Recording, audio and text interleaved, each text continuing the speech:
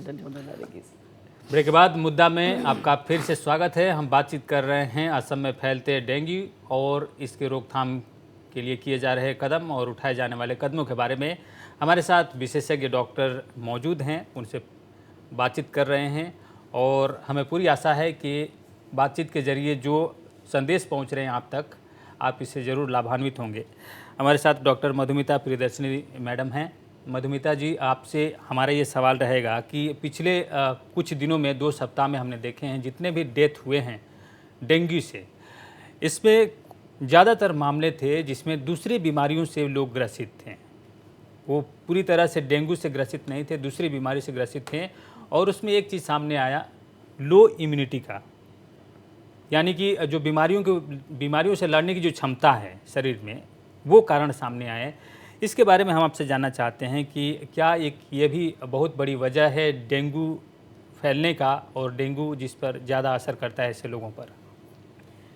देखिए, dengue as we have been saying is a viral disease. ठीक है, ये जब वायरल डिजीज़ बॉडी में आता है तो more than 60% of the people, उन लोग का कुछ सिम्टम्स ही नहीं होता, बिकॉज दे आर नॉर्मल, उन लोग का नॉर्मल इम्यूनिटी है, they can fight the disease themselves, और डिजीज़ कुछ सिम्टम्स नहीं होके इट जस्ट क्रॉसेस। और कभी हल्का सा बुखार, जैसे राकेश ने बताया था, हल्का सा बुखार, headache, you just take a paracetamol, maybe 1 tablet, self medication and it's over. तो अभी complications कब होता है? First of all, I'll tell you the timing. Timing होता है end of the first week और beginning of the second week. 7 to 10 day complications होता है, और ये होता है जिन लोग का मतलब पहले कोई ट्रीटमेंट नहीं लिया, लेट डायग्नोसिस, और जिन लोग का कोमॉर्बिडिटीज़ होता है। जैसे कोविड में भी we were saying that extremes of age and comorbidities जैसे किसी का डायबिटीज़ है, किसी का पोस्ट ट्रांसप्लांट है, किसी का अदर डिजीज़ है जिसके लिए they are taking medication and their immunity is also suppressed in the process of treatment and the disease. So those people, they cannot fight the disease with their own immunity, and as a result they succumb to the disease. उन लोग का complications हो जाता है। and complications क्या होता है, as already discussed by Rakesh, क्या होता है कि platelet count किसी लोग का कमती हो जाता है, then they have bleeding from different parts of the body, endothelial leakage होता है, that means ये जो blood vessels से blood oozing होता है। और another very important thing to remember is dengue fever in the first attack में कुछ usually नहीं होता है most of the patients। जब second time होता है, patient is already sensitized with the virus earlier, उन लोग का complications ज़्यादा होता है। और फिर that section जिसका दूसरा बीमारी है, जैसा diabetes, post transplant, connective tissue disease, other infections, long standing COPD, दूसरा बीमारी है जिसके लिए they are taking different medications like including steroids, as a result of which उन लोग का इम्यूनिटी कमती हो गया and they can not fight the disease back. And another very important thing is dengue का there is no direct anti dengue medication. We give symptomatic treatment and patients usually get better with that. And another very important thing that's coming up in the horizon is, I wanted to just mention that a dengue vaccine is under workup. It's in the first phase of its trial. So down the line कभी हम लोग का dengue vaccines भी आ जाएगा, and then जैसे COVID से we have kind of almost won the battle, probably dengue will also be under way. जी, काफ़ी महत्वपूर्ण जानकारी कि डेंगू के वैक्सीन भी एक दिन उपलब्ध होंगे और डेंगू का नामो निशान भी मिट जाएगा। हालांकि इस पर काम चल रहा है, और मधुमिता मैडम ने कहा कि डेंगू का कोई डायरेक्ट मेडिसिन अभी तक उपलब्ध नहीं है, जो दूसरे मेडिसिन हैं उसी के सहारे उसका इलाज किया जाता है। डॉक्टर राकेश पेरीवाल जी हमारे साथ मौजूद हैं। डॉक्टर राकेश, आपसे जानना चाहेंगे कि ऐसे बहुत सारे लोग हैं जो बिना डॉक्टर या बिना हेल्थ सेंटर गए वो अपने से इलाज चाहते हैं, और जिस तरह की कुछ मेडिसिन हैं, हल्की फुल्की मेडिसिन जो वो ले लेते हैं, पैरासीटामोल बुखार के लिए वो ले लेते हैं, या दूसरी बीमारियों के लिए भी उनका जाना पहचाना नाम होता है वो ले लेते हैं। ये कितना ख़तरनाक और सहायक है ऐसे लोगों के लिए जो हेल्थ सेंटर और डॉक्टर के पास नहीं पहुंचते हैं? जैसा कि कहा गया, पहले दूसरे दिन ये अंतर कर पाना बड़ा मुश्किल होता है कि डेंगू किनका बिगड़ेगा। जिनको साधारण डेंगू है, जांच करानी ज़रूरी है, लेकिन उसके अलावा उनको वाक़ई सिर्फ़ पैरासिटामोल की ही ज़रूरत है, जिनसे वो ठीक हो जाते हैं। लेकिन जिन लोगों को बुखार है और किसी भी दूसरी तरह की बीमारी है, बहुत छोटी उम्र है या बहुत बुजुर्ग हैं, या जिनका बुखार ठीक ही नहीं हो रहा है, 3 दिन हो गए हैं, 4 दिन हो गए हैं, अब तबीयत थोड़ी बिगड़ने लग गई है। जैसा कि मैडम ने कहा, हफ्ते के अंत तक या दूसरे हफ्ते के शुरू तक, तब तक आपका बीमारी बहुत ज़्यादा बिगड़ गया होता है। तो ऐसे लोग ज़रूर होंगे जो 1-2 दिन बीमारी की वजह से शायद ना आना चाहें, शायद ना आएँ तो भी कोई फ़र्क नहीं पड़ता, क्योंकि पैरासिटामॉल आपको ओवर द काउंटर मिल जाती है, आप खरीद सकते हैं बाज़ार से और वो वही उसी का इस्तेमाल करना है। लेकिन सबसे ज़्यादा ज़रूरी है उनको पकड़ पाना जिनमें डेंगू बिगड़ने के आसार ज़्यादा हैं। और दूसरी बात, जिनमें ऑलरेडी हम डेंगू का डायग्नोसिस कर चुके हैं, वो भले ही बीमार ना हो, उनको फ़ॉलो अप करना, ये देखें कि इनकी तबीयत आने वाले दिनों में बिगड़ ना जाए। शायद ये सबसे ज़्यादा ज़रूरी है। जी। आप आपसे डॉक्टर राकेश परिवाल जी, आपसे एक और सवाल है।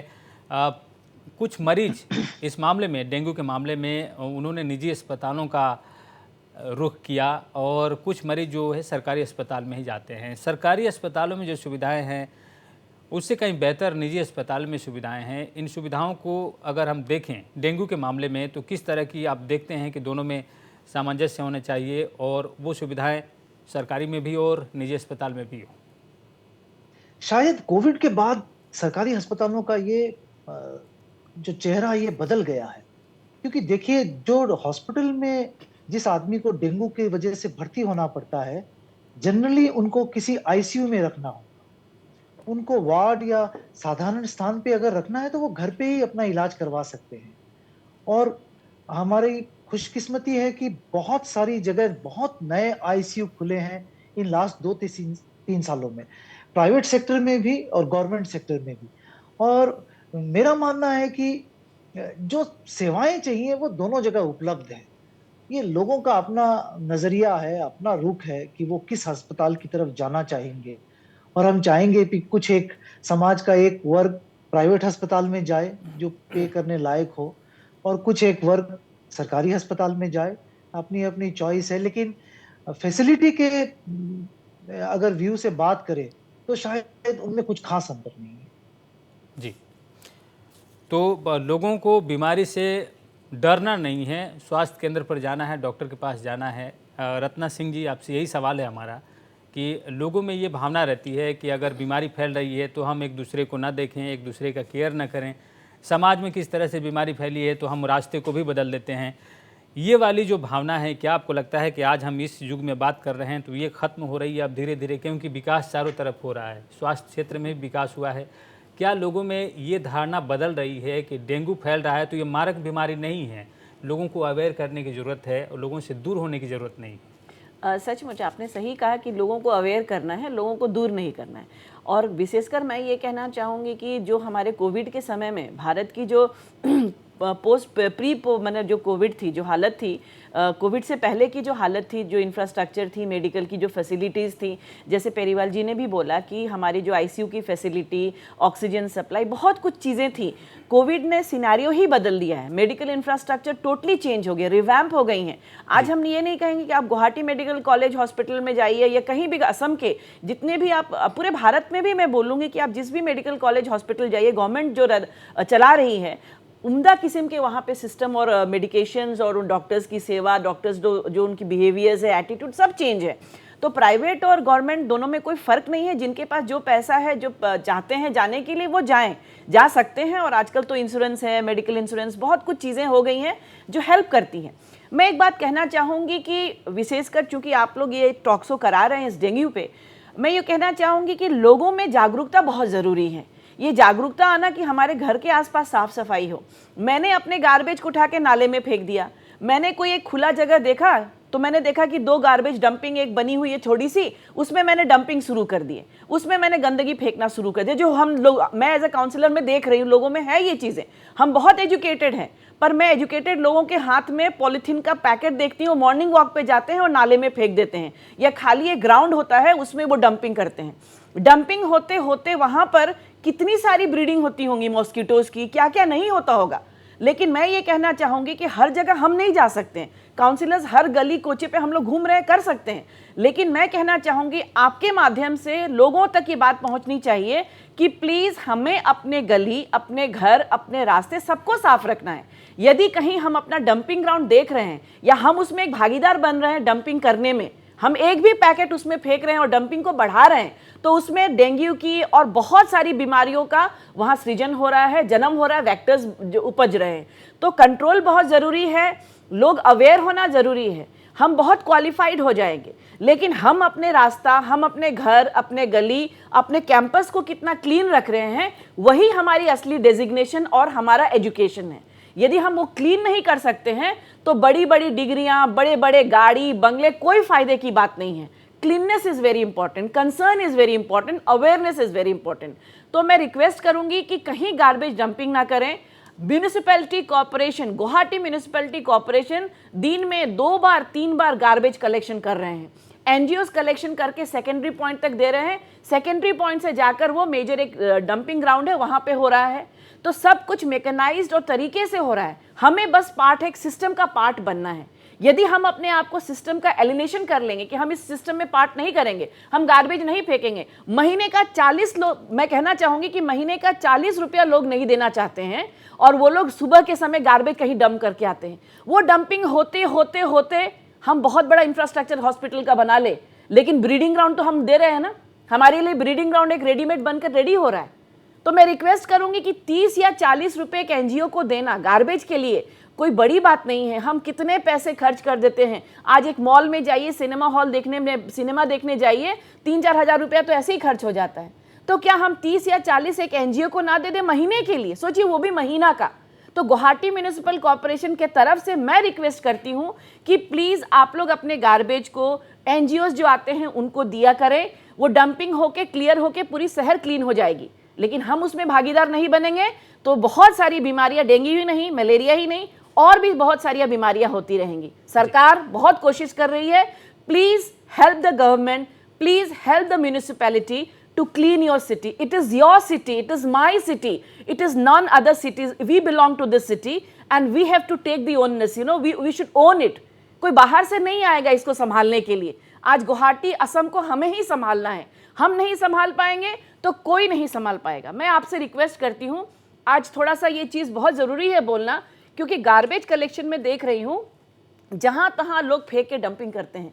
30 या 40 रुपया एनजीओ को दीजिए, अपने गार्बेज को उनको दे दीजिए, वो लेके जाएंगे, साफ सुथरा हमारा शहर हो जाएगा। ये रिक्वेस्ट है आप लोगों से। जी, थैंक यू। आपने महत्वपूर्ण जो है वो बातें कही है कि जो कचरा है वो सही जगह पर फेंकें, चाहे दूर हो अगर वो जगह तो वहाँ ले जाकर फेंकें, लेकिन आप नालियों में ना फेंकें जिससे मच्छर पैदा होते हैं। एनजीओ को देना, घर घर में एनजीओ आ रहे हैं, जो गैर सरकारी संगठन है इसके लिए काम कर रहे हैं उनको दिया जाए, ताकि एक जिम्मेदारी तय हो और ये सामूहिक एक तरह से जिम्मेदारी है, कलेक्टिव रेस्पॉन्सिबिलिटी जिसको कहा जा सकता है, चेंज करना बहुत जरूरी है। इसके साथ ही रत्ना जी, ये भी एक सवाल है कि जो गार्बेज पॉइंट है जहाँ पर हम कचरा ले जाकर फेंकते हैं वो कभी कभी निश्चित नहीं होता है। वो नहीं, आप यहाँ पे मैं आपको एक करेक्ट करना चाहूंगी कि गार्बेज कहीं डंपिंग ग्राउंड डेजिग्नेटेड सरकार ने नहीं दिया है। जीएमसी ने कोई गार्बेज डंपिंग ग्राउंड नहीं बनाया है। जीएमसी ने एनजीओ को प्राइमरी कलेक्शन, आपके घर से जो कलेक्शन होगा वो एनजीओ वाला आता है, आपका ठेला लेके आएगा, आपसे कलेक्शन करके ले जाएगा।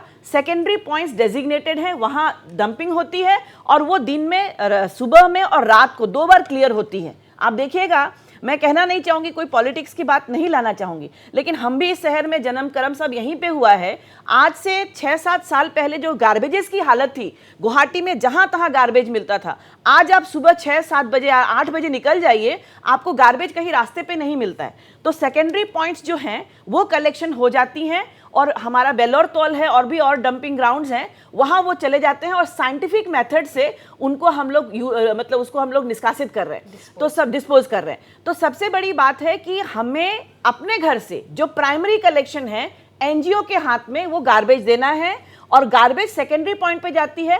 सेकेंडरी पॉइंट कभी भी भरा हुआ नहीं मिलेगा, क्लीन होता रहता है, वहां पे एक्यूमुलेशन नहीं होगी कि कोई ब्रीडिंग ग्राउंड बन जाएगा। ब्रीडिंग ग्राउंड कहाँ बनेगा? मेरे और आपके घर के बीच में यदि कोई खाली प्लॉट है, कोई कोना है वॉल का, कोई सड़क का मोड़ है, वहां पे डंपिंग ग्राउंड बन जाएगा और वो बनता रहता है।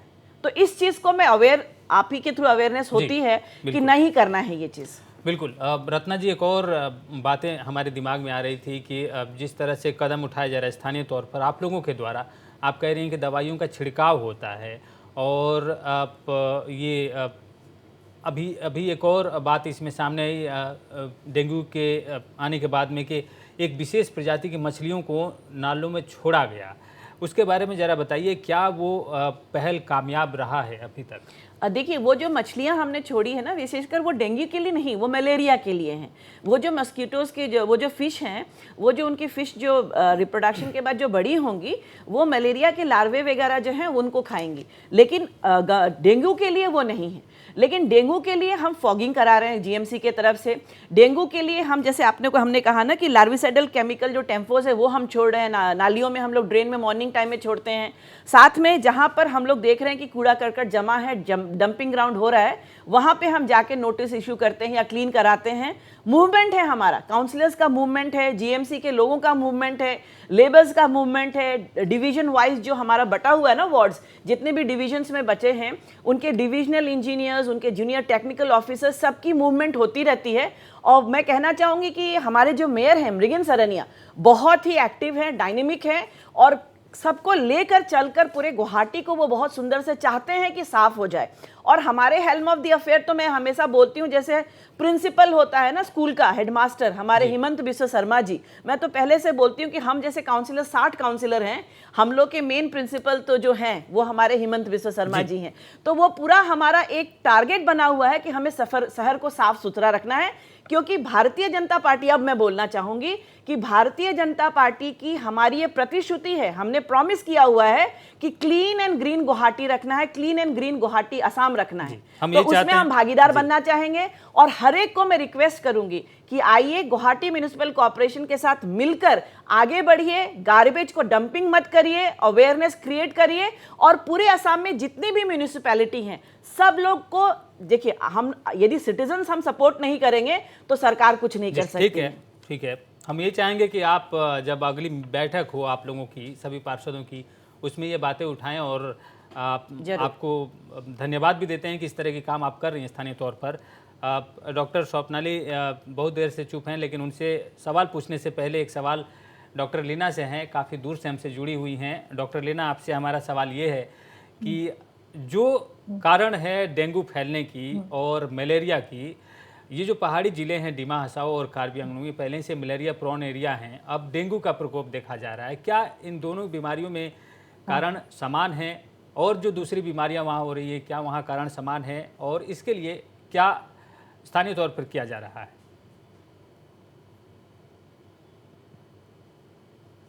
देखिए, as far as malaria is concern, हमारे यहाँ ये डिमा हसाओ जिला पहले एंडेमिक एरिया था, लेकिन अभी with department, health department, specially malaria department इतना सारा काम करने के बाद एंड देन बहुत सारा दवाई एंड देन वो जो इक्विपमेंट्स टेस्ट करने के लिए एंड मैन पावर ज़्यादा मिलने के बाद ये मलेरिया अभी हम लोग आसानी से टेस्ट करके डायग्नोज कर रहा है। तो उसको अभी पहले जैसा अभी नहीं रहा। We hardly get cases now, may be because of good quality medicine भी मिला है हमने अभी, तो it's responding well and people are very aware of this malaria now.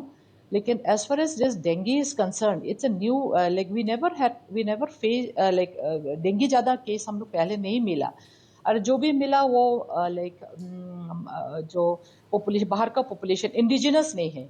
तो लेकिन अभी जो कार्बी आंगलोंग डिस्ट्रिक्ट में ज़्यादा होने के बाद, सिंस वहाँ में आना जाना चलता है, buses are flying there and other vehicles, even it's so near the border share करने का वजह से आदमी आना जाना करने के वजह से अभी थोड़ा बहुत इस year we are facing a bit of problem with dengue. We are finding cases, and so my request to the district, our district people is, अब लोग बीमार को हाइड नहीं करना चाहिए। अगर बुखार हुआ, आपको सिम्टम्स दिखाई दिया तो तुरंत डॉक्टर को पास आना चाहिए, मेडिकल हेल्थ वर्कर को कांटेक्ट करना चाहिए एंड ट्रीटमेंट लेके टेस्ट करके डायग्नोस होके खुद को आइसोलेट करके रखना है। Because during that infective stage जो हार्डली 5 to 7 days होता है, उसमें अगर खुद को आइसोलेट करके रखेंगे, मस्कीटो नेट के अंदर में रहेंगे सोने के टाइम या दिन में भी मस्कीटो बाइट को प्रिवेंट करके रखेंगे, तो आई एम श्योर ये ज़्यादा नहीं फैलेगा। लेकिन यहाँ क्या हो रहा है, आदमी लोग ये वायरल डिजीज बोल के people are getting scared and they don't come forward for the tests and they are hiding the diseases. Health worker को कंसल्ट नहीं कर रहा है, जिसका वजह से ज़्यादा फ्लेयर अप होने को चांसेस ज़्यादा होता है। But then we are spreading this awareness again and again, जहाँ में ज़्यादा हो रहा है। एंड एंटायर डिस्ट्रिक्ट में we are doing lot of activities, specially the source reduction ज़्यादा करना चाहिए, क्योंकि ये ज़्यादा से ज़्यादा क्लीन एंड स्टैग्नेंट वाटर में ये ब्रीदिंग होता है मस्कीटो का। ये इडिस इजिप्टी का मस्कीटो का ब्रीदिंग ज़्यादा से ज़्यादा क्लीन एंड स्टैग्नेंट वाटर में होता है। So we are doing lot of activities and I am sure we will be able to contain the disease in our district, at least in our district. बिल्कुल, अब मौका है, आप हमारे साथ हैं तो एक और सवाल आपसे पूछ लेते हैं लीना मैडम। डिमा हसाओ और कार्बी आंगलोंग में जो गांव है वो काफ़ी दूर हैं शहर से। डिस्ट्रिक्ट हेल्थ सेंटर से अगर हम बात करें पीएचसी, वो काफ़ी किलोमीटर्स के दूरी पर है। अगर पीएचसी से उन रिमोट विलेजेस हैं उनको अगर देखें तो वो भी काफ़ी दूर हैं। ऐसे में हेल्थ वर्कर्स के लिए क्या चुनौतियाँ, क्या चैलेंजेज आती हैं और इसे आप किस तरह से टैकल करती हैं? यहाँ में लाइक आपको प्लेन एरिया से this hilly to hilly district, specially Dima Hasao is more difficult than I suppose than Karbi Anglong, because ours is totally entire area is pura hilly hai, it's full of jungles, so we are facing a lot of problem. And since the like population is like sparsely populated area hai, so हमारा worker भी like यहाँ रह नहीं पाता, and हमारा worker को भी एक गांव से एक गांव जाना बहुत मुश्किल होता है। तो and then like जो grassroots level का worker होता है, आशा स्पेशली, तो आशास हम लोग एक गांव में एक आशा नहीं मिलता है, because our village population is very less. Some villages are with 80 population, then 100 population, तो हमारा वहाँ worker at par with plains हम लोग नहीं मिलता है, स्पेशली आशा वर्कर्स को हम नहीं मिलता है, जिसको वजह से हम लोग उनको बहुत परेशानी तो होना पड़ता है। But still we are trying our best. Our people out here are very hard working, so they are reaching as far as possible, they are reaching to the remotest areas also, and then our council authority is supporting us a lot.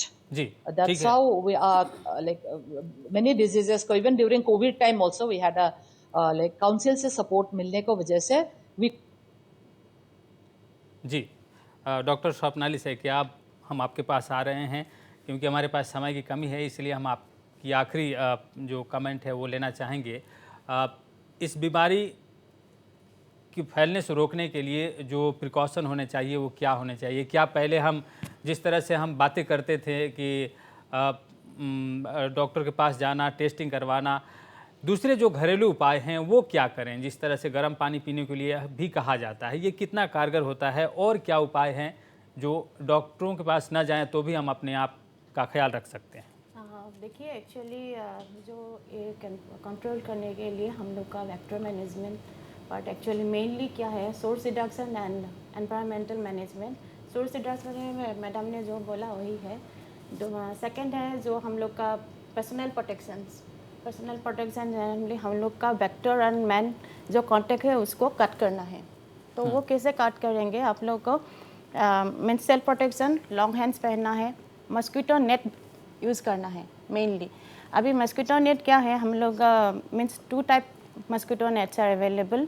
One we are supplying to the malaria endemic areas and other it's medicated.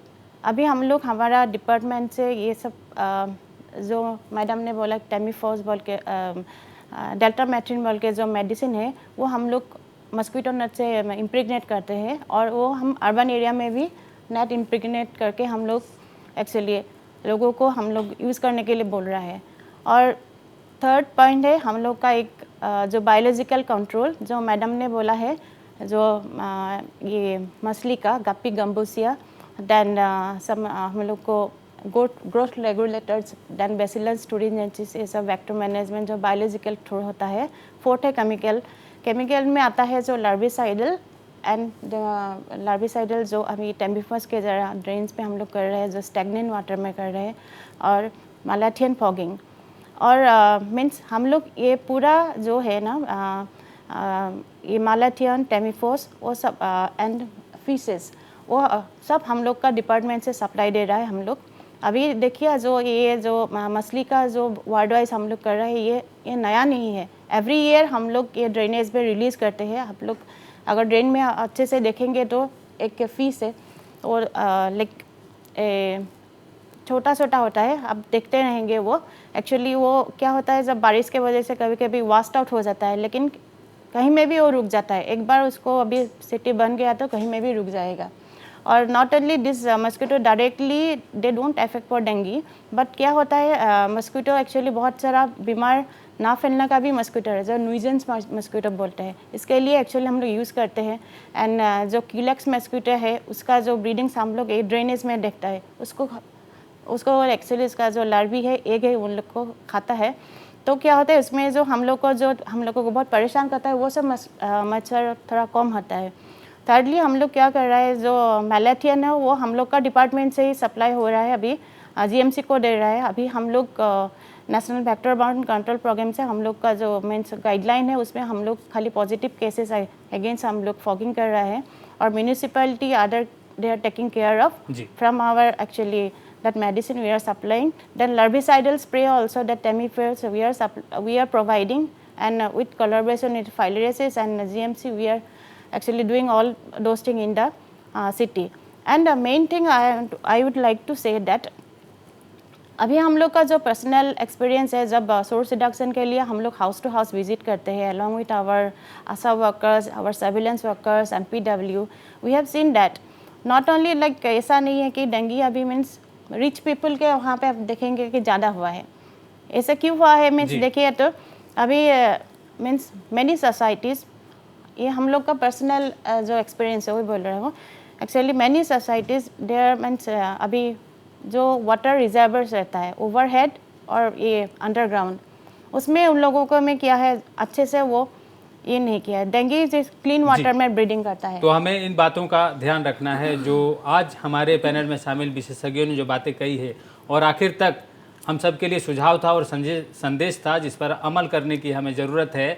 और इस कार्यक्रम में ज़्यादा समय नहीं था, इसलिए आज हम इतना ही चर्चा कर पाए, लेकिन आशा है कि इस कार्यक्रम से आप भी लाभान्वित हुए होंगे। फिलहाल इस कार्यक्रम को समाप्त करने की इजाज़त दें। आप सबका इस कार्यक्रम में हमारे साथ बने रहने के लिए बहुत बहुत धन्यवाद। साथ ही हमारे मेहमानों का भी बहुत बहुत धन्यवाद। नमस्कार।